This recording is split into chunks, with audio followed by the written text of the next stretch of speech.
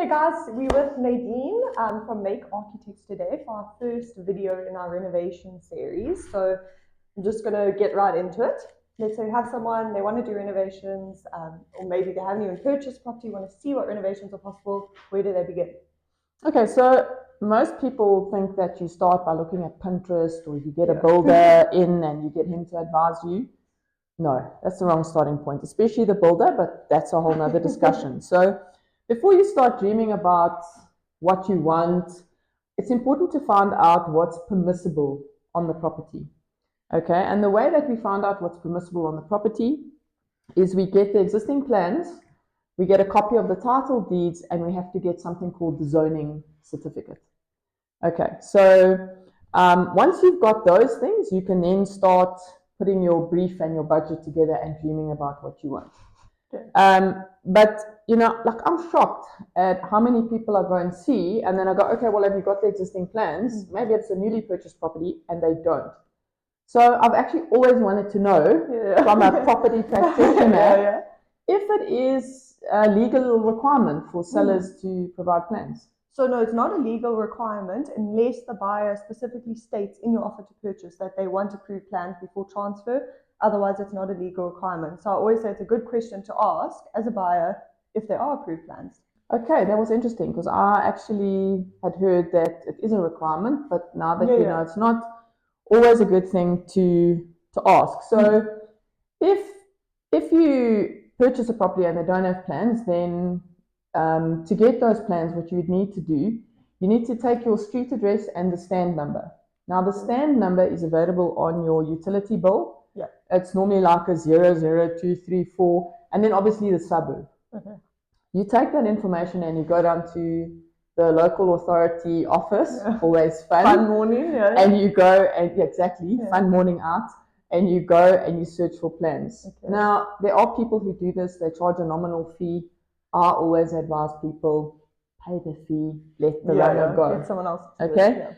Then another important tip is if you get there and there are no plans, get a letter from the council stating that there are no plans. Okay. This helps you later on when you then do submit plans.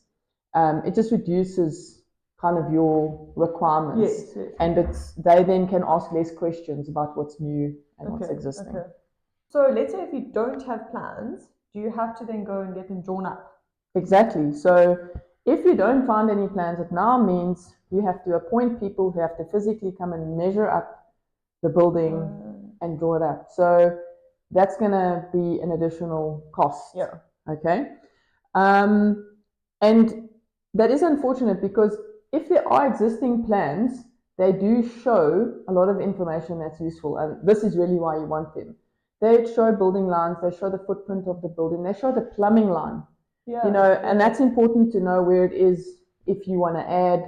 I've had an instance where people wanted to do a garden pavilion, and when I looked at the plumbing line, they couldn't because it was lower down than the plumbing line. Okay, so those things are super important to inform you. Another important thing is those plans will tell you if the building is older than 60 years.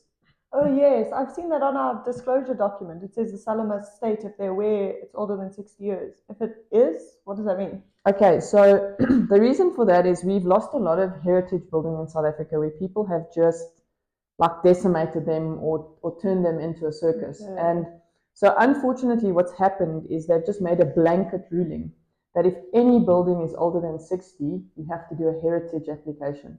Now, and that's just really for buildings that have significance. So let's say it was a famous architect, or it was the house where Nelson Mandela was hiding, or they have some sort of historical significance socially or architecturally. So if it is older than 60 years, it's going to cost you a heritage application. So there's a submission that we need to do that obviously comes with a cost, and then it's quite a tedious process. Okay. So it's going to delay because that first has to get approved before you can even do anything else. Yeah. And then obviously there's the risk of it's a significant building and you can't do anything, but you'd know if it is because it will have a little blue clock. Okay.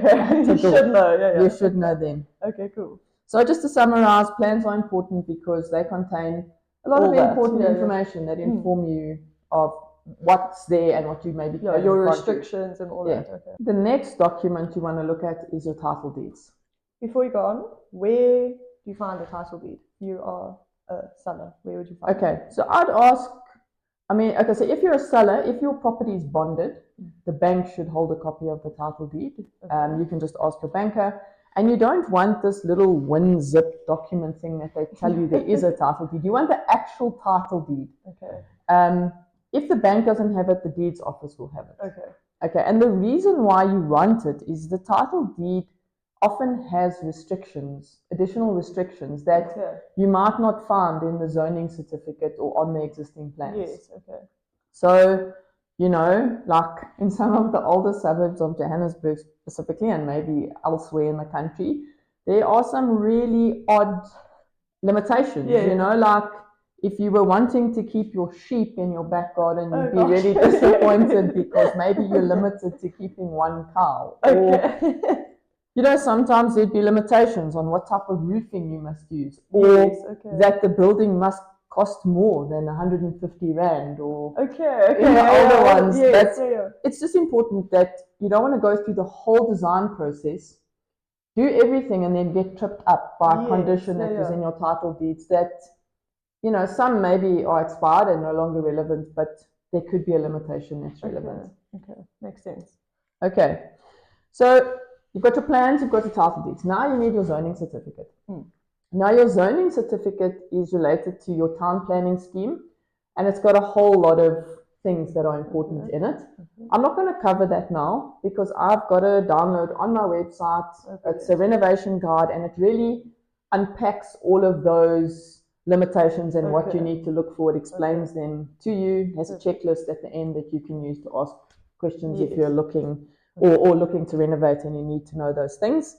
But I'd say most importantly, what you want to do there is you just want to look at your coverage. Now, your coverage is simply your building's footprint, and that's limited. So let's say your coverage is limited to 50% of your stand area, and you are on that. If your footprint is 50%, it means you can't build on the ground floor.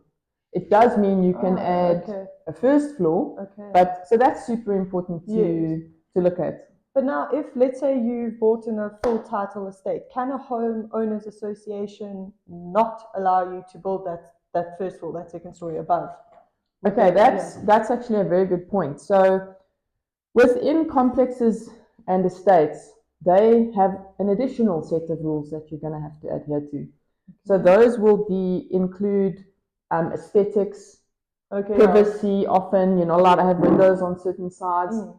In addition, they might also have rules that govern how much first floor coverage you're allowed to have in relation to the ground floor. So I'd say as long as you're within their rules or guidelines, they shouldn't be able to stop you. So, you know, especially in terms of a first floor. So what is important to consider, so let's say you can't do the ground floor and you want to do a first floor addition. I've had lots of people who call me and they want to do a first floor addition, you know, and it's important to consider that a first floor addition is more expensive than a ground floor addition because you have to take everything up a story, first of all.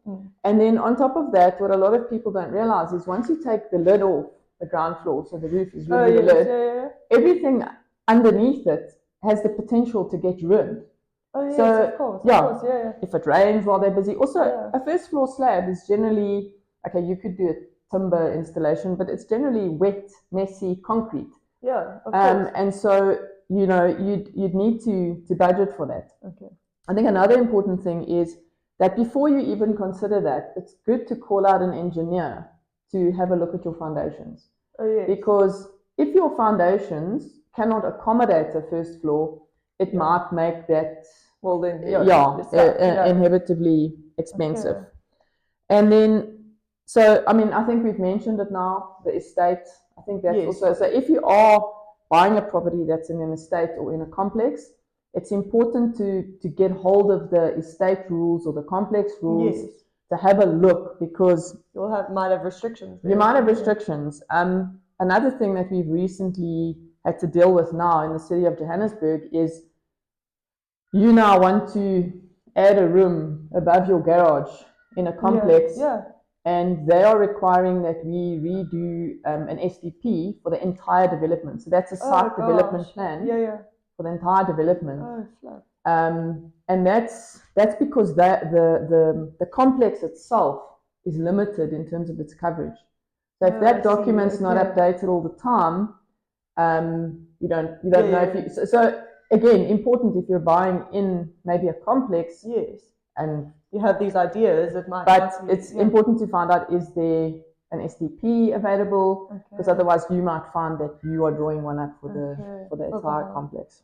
Gosh, okay, there's a lot to think about. Let's say someone's watching this, they're about to buy a property, they want to check what renovations are or not possible. How can they approach you? How could you be of assistance to them? Okay, so obviously we've got the renovation guide on our website.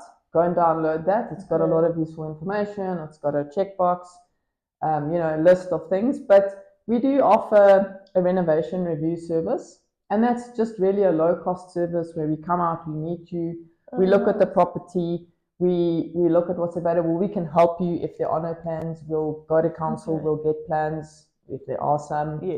And I'll come out, I'll advise you, we'll have a discussion about what you want to do, and we'll also look at its feasibility, because that's the other thing. People are not always aware of building costs. So we do offer that, and you just literally drop me an email or you call me and we set it up. The craziest site that or the craziest brief, something like that you've seen? Sure. I think, when I think of that, I think in terms of renovations, there are two that really kind of stand out. We had a client who wanted to buy this thatch house that, the seller had been renovating for sort of, a decade and just and just never finished. So this client specifically looked at the property because of the stand of the land. Rather than going into an estate on a tiny property, this was in a gated suburb. So we actually went with them to advise them before they purchased the property. Looked at this all fall down thatch house and then advised them. They were really brave, but it was an amazing project and it turned out really well. Do you have before and afters? Because then we can put the video. Okay, cool. We actually have that on our website, but we can add it because it's really to show them. And then we had another one just up the road in a suburb of Sandton where the client had bought what was a guest house. So it was really also just like cobbled onto, we need another room here. Let's close this. Let's add a bathroom. And they'd renovated before, they renovated their kitchen or a bathroom. So they had experience and they decided they were going to renovate this house, and they started pulling out windows and going for it, and then realized, we might need some assistance. So, again, I got to this house that was just like a wreck. I can imagine. But that's so it was a big job for you. But it was really cool. They bought it. They had a vision in mind of where it could go, and so we came on board and they stopped. And we first did a plan and a master plan, which I think is an important thing, but I think is maybe a topic for another day. For our next. Okay, well, I think that's it's been such an insightful video. I'm really excited for our next ones. But thank you so much for your time, and I'm sure everyone who watched learned something. Okay, cool. Video, Well, I hope so. I'm sure they did.